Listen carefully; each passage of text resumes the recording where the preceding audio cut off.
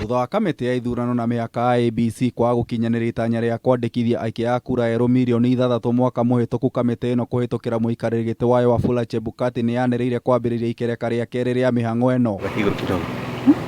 Akiaria thutha wa mucemanio wa maabitha a kamiti ino mwena wa Naivasha, Chebukati ni oigire gukinyaniria na riu thirikari kuhitukira ministry ya kigina ni irekereire kigina kiria gikumahotithia gutwarithia mihang'o ino na mbere. Exercise will take place from 17th of January this month to 6th of February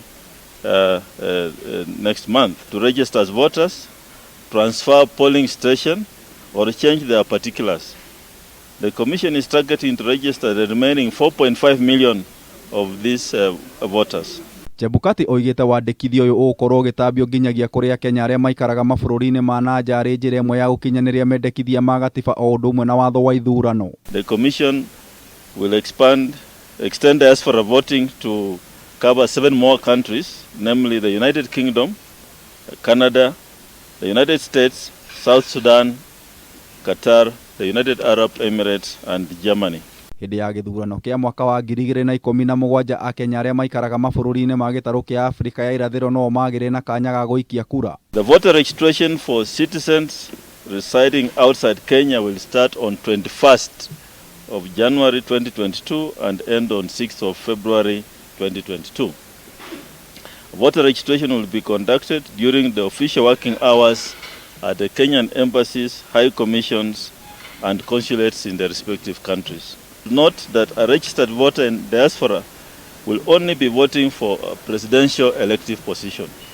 But if they elect to change to Kenya, then they can vote for all the 6 positions. Ciege kweheria maabitha a thirikari aria marenda kuingira uteti-ini, Chebukati ni oigire meterire itua ria muthia ria igoti thutha wa rio kwamba kurugamia watho wa kwenda aruti a wira a thirikari aria maranyotera iturwa makorwo matigite wira gukinyiria tariki 9 mweri ukite. We have brought the attention of the court of appeal matter, and the matter in Nairobi will come for mention on 24th of January 2022, and the commissioner awaits directions from the High Court on that particular day.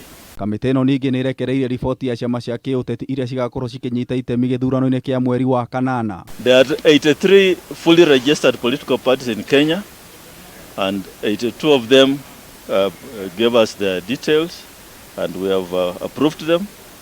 There's only one party was non-responsive and is known as the Alliance Real Change Party. It was non-responsive.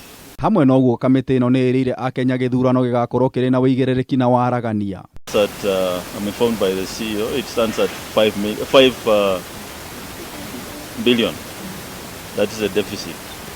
Remember, we had 26.5 and we got an additional 8 billion, so now it's about 5 billion.